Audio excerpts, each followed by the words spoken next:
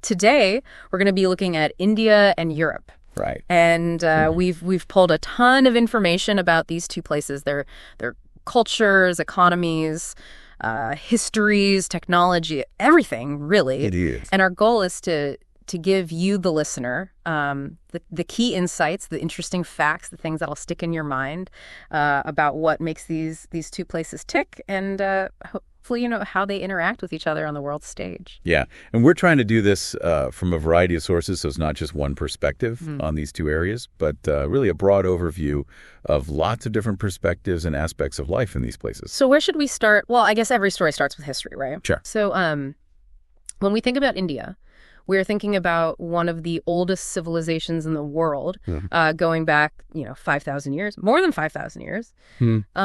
And think about all of the amazing empires and dynasties and rulers that have, come and gone in that time. We're talking about the Mauryas, the Guptas, the Mughals, shaping the subcontinent over centuries. Yes. And then, of course, we have, the British Empire, 200 years almost of British rule in India. And that had a huge impact on the country. Of course. But what's really fascinating, I think, is what's happened since then. Yeah. Since independence in 1947, India's become, this incredible democracy. It's become a global, powerhouse in the world economy. And it's, a really, really interesting and vibrant place. Yeah, the way that their history has shaped their modern political and social structures is very, very interesting. Yeah. But thinking about history, we should also think about Europe and how it's evolved over time. Europe's really a continent of layers and layers of civilizations. Right.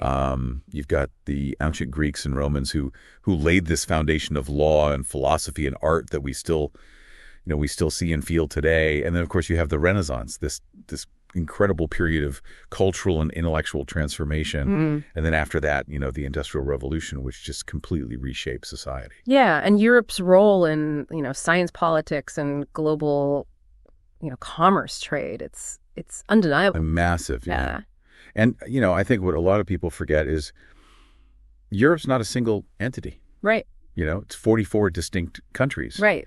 Each with its own culture and history and way of doing things. Yeah, and that's one of the, I guess, the biggest kind of upfront differences between Europe and India. Yeah. Is that, in India, we're talking about one country. Yes. In Europe, we're talking about, this collection of nations. And of course, that leads into differences in culture and society as well.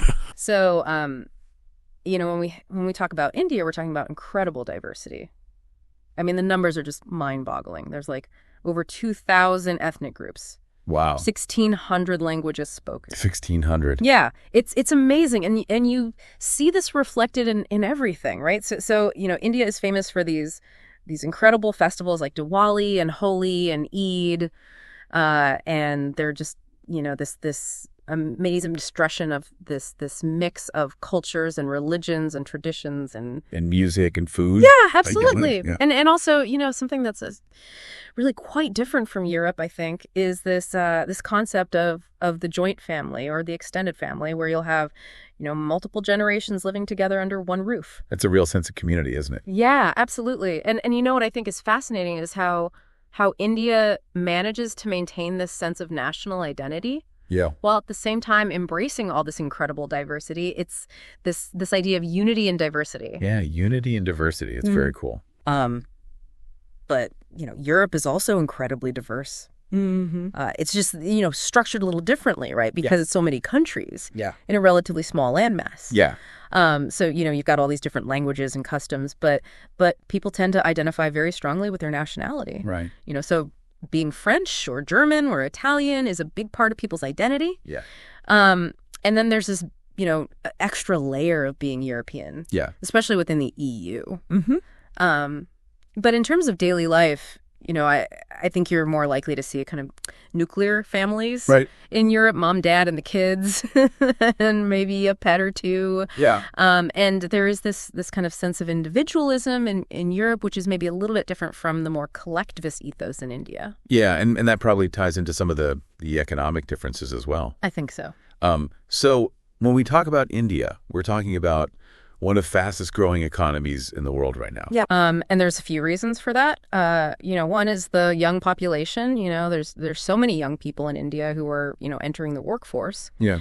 And then there's this incredible technology sector that's really booming. Right. And, a thriving startup scene. I mean, it's really an exciting time to be in India if you're in the tech world. Absolutely. Yeah. It's like the Wild West out there. It's very exciting. Yeah, but it's not all, rosy. There's some challenges as well. Of course. There's still quite a lot of income inequality in India. Yes. The infrastructure could use some improvement in some places, and the bureaucracy can be a little bit of a headache to deal with sometimes. Yeah, I think those are all very real issues. But, there's so much dynamism in India and so much potential that, I think they're on the right track. Mm-hmm. But, if we switch over to Europe now, Europe's a different story, right? It's a highly developed economy. It's very stable, but it's not growing as fast as India is. Mm-hmm. The EU as a whole is actually the world's second largest economy. Wow. And, you've got some real powerhouses in there like Germany and France and the UK who are, leading the way in manufacturing and finance and all sorts of innovation. Yeah. But Europe's also got its own challenges. There's an aging population, right, which puts a lot of strain on social welfare systems, and the economy's not growing as fast as some of the emerging markets. Right. So, it's a different story. Yeah. And it's also interesting to compare just the cost of living in these places. Yeah. So Europe has a higher GDP per capita, which basically means that the average person in Europe produces more goods and services than the average person in India. But at the same time, the cost of living in India is much lower. Much lower, yeah. Yeah, so it's cheaper to live in India in many ways. Right. But people, aren't making as much money on average. So it's just a very different economic reality. Yeah, different priorities, yeah. Yeah, absolutely. Okay, so let's move on to something else that's constantly changing and evolving, which is technology and innovation. Oh, yeah. So India, I mean, I feel like they're really making huge strides in this area, particularly in IT services, software development. They've even got a pretty impressive space program now. Oh, yeah, that's right. Yeah. And the startup ecosystem there is just buzzing. You've got these big companies like Infosys and Tata and Reliance that are, really global players. Yeah. And the tech sector in India just feels very service focused. Yeah. And very fast paced. Yeah, very fast paced. Yeah, so it's really exciting to watch what's happening there. Yeah, and I think, one thing that's really interesting about India's tech sector is that they've really managed to leverage their, human capital to become like a dominant force in this digital services arena globally. Yeah. They're known for providing IT solutions and software expertise, and they're doing a really good job of it. Yeah. But, if we look at Europe, we see strengths in different areas. Right. So Europe's traditionally been strong in engineering, the automotive industry. Right. And just basic scientific research. Right. So, you've got Germany who's leading the way in industrial technology. Yeah. France and the UK have these really thriving sectors in artificial intelligence and biotechnology. And Europe's approach to innovation tends to be more focused on kind of long-term research and development. Right. Building on these well-established industrial bases. Yeah. So it's two very different approaches, but both, contributing significantly in their own way to global advancement. Yeah, absolutely. I think both are valid approaches. Okay, so let's move on to something else that's really important, which is how these societies are organized and governed. So politics and governance. Yeah, that's a big one. Yeah, so India is the world's largest democracy, which is an amazing feat. It's an amazing thing. Yeah. Yeah, and they have this parliamentary system where they have elections every 5 years and everyone votes. And everybody votes. Yep. Yeah, it's a huge undertaking. The massive logistical challenge. Yeah. Absolutely. But it's amazing that it works. And their political scene is so dynamic. Oh, yeah. So many different parties, so many different ideologies competing for influence. It's a fascinating thing to watch. Very dynamic. Yeah. Yeah. And of course, it's a federal system, so you have the central government and then you have the state administrations. But it's all, under one big umbrella. It's all one country. Yeah. And it's amazing how they manage that, given the scale and the diversity of the place. It's really impressive. Yeah, absolutely. Now Europe. Europe's a different beast. Yeah, Europe's a whole other story. Yeah, you've got all these different countries. Right. Each with its own sovereign government. And then you have the EU, which kind of sits on top of that and governs a lot of the economic and trade policies. But the forms of government across Europe are so diverse. Right. You've got parliamentary systems in places like the UK and Germany. Yeah. A presidential system in France. Constitutional monarchies in Spain and Sweden. Right. It's all over the map. Yeah, it's really a mix and match. Yeah. So I guess the key difference there is that, India is this one big democracy. Yeah. And Europe is this collection of nations that are all kind of operating within this shared but very intricate European framework. Exactly. Yeah. Okay, so let's talk about how this all plays out in people's lives. So lifestyle and education. Okay.